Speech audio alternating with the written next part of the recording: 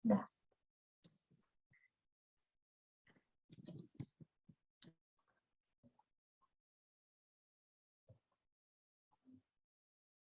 Udah, bisa dimulai. Assalamualaikum warahmatullahi wabarakatuh.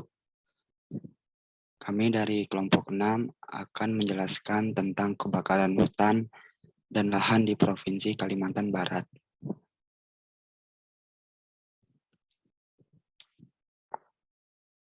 Dengan kelompok yang pertama ada saya sendiri, Amaru Jibral dengan NIM 205 13 13 2. Kemudian Yola Anastasia Aurora dengan NIM 205 13 049. Kemudian Rangga Putra di Ahdim dengan NIM 19 5 13 249. Dan Muslisa Dayumatul Hasanah dengan NIM 19 5 13 60.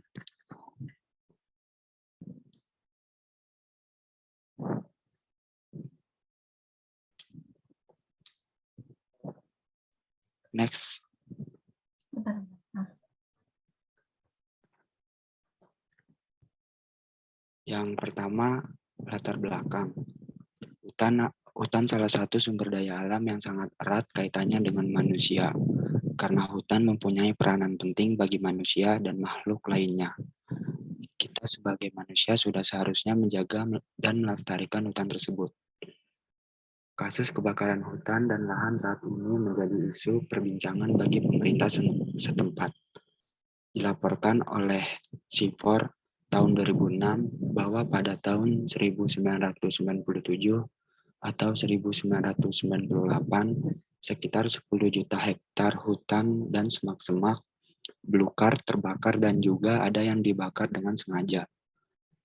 Kebakaran hutan ini memberikan dampak bagi masyarakat seperti gangguan pernapasan akibat asap yang berlebihan, dan juga berdampak pada aktivitas seperti sekolah, perkantoran, dan aktivitas lain diliburkan.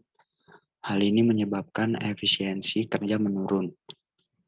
Terdapat dua faktor yang dapat menyebabkan kebakaran hutan itu terjadi, yaitu faktor alam dan juga faktor manusia.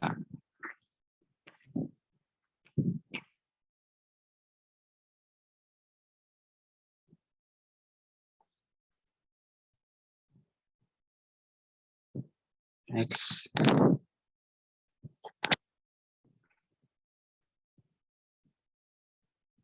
Lokasi ini terdapat di Kecamatan Rasau Jaya, Kabupaten Pontianak, Provinsi Kalimantan Barat.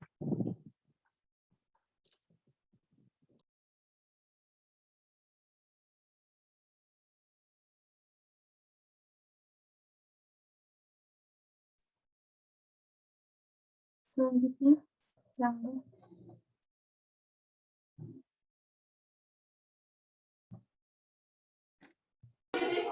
Ya.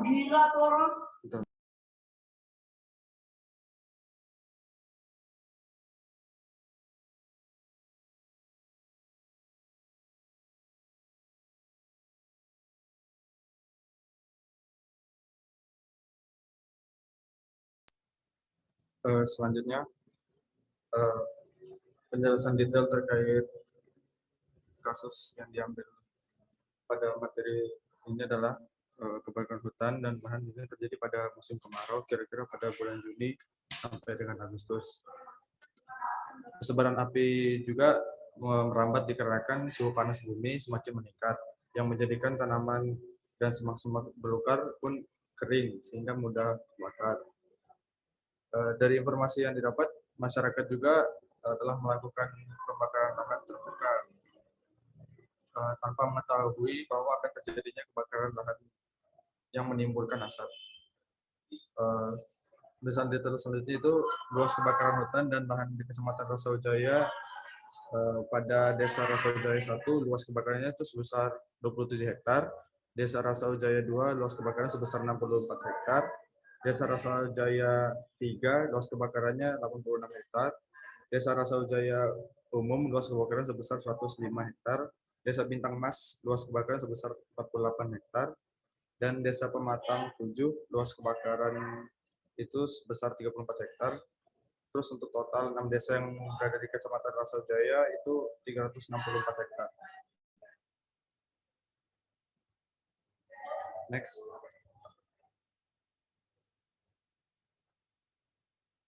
Ada pula beberapa dampak kerusakan yang diakibatkan. Yang pertama itu timbulnya asap tebal dan bukan hanya mengganggu kegiatan masyarakat, tapi juga dirasakan oleh kegiatan pesawat penerbangan atau pesawat udara.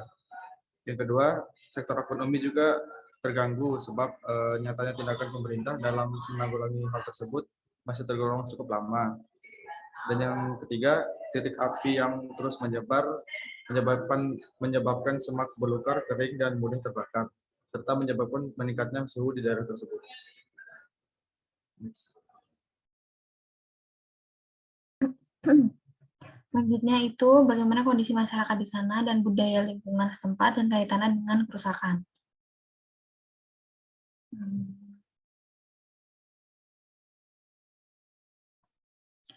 Jadi di kondisi masyarakat di sana itu mayoritasnya itu profesinya sebagai petani kebun. Kemudian karena letak hutannya itu dekat dengan wilayah pemukiman penduduk, menyebabkan timbulnya potensi kebakaran hutan, selain dari pembukaan lahan oleh institusi terkait juga. Jadi hal itu ditunjukkan dengan kebiasaan orang di sana dalam membuang puntung rokok sembarangan. Jadi kemudian tidak sengaja menimbulkan kebakaran yang di luar kendali oleh petani. Kemudian kondisi di sana itu karena alasan ekonomi dan oknum juga, jadi untuk pembukaan lahannya itu menggunakan cara yang paling mudah dengan melakukan pembakaran.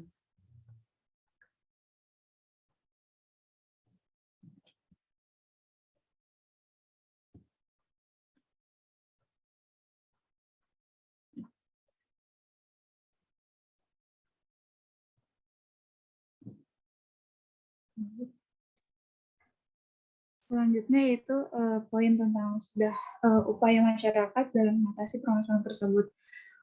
Upaya masyarakat dalam mengatasi permasalahan tersebut itu belum ada, tapi terdapat solusi dari pemerintah, yaitu dengan adanya deregulasi atau penyusunan ulang aturan yang berlaku dan juga mensinkronisasi peraturan-peraturan yang ada.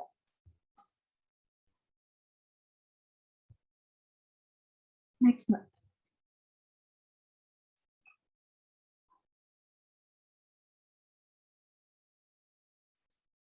Selanjutnya itu budaya masyarakat setempat yang berpotensi untuk dijadikan sebagai solusi dalam mengatasi kasus kerusakan tersebut.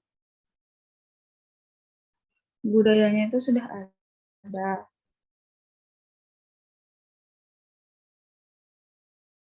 Pengetahuan masyarakat menunjukkan bahwa nilai-nilai kearifan mengelola api secara tertib itu masih ada.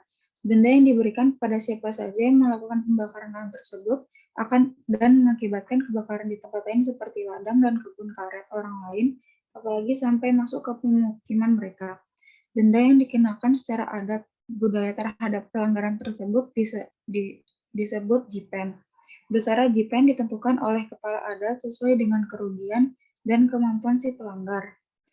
Menggunakan produk teknologi, telepon genggam atau HP. Yang kedua, memperlancar sistem peringatan dini atau early warning system dalam aktivitas pencegahan kebakaran.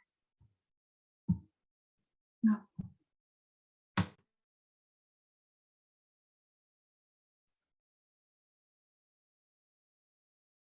Udah, itu aja.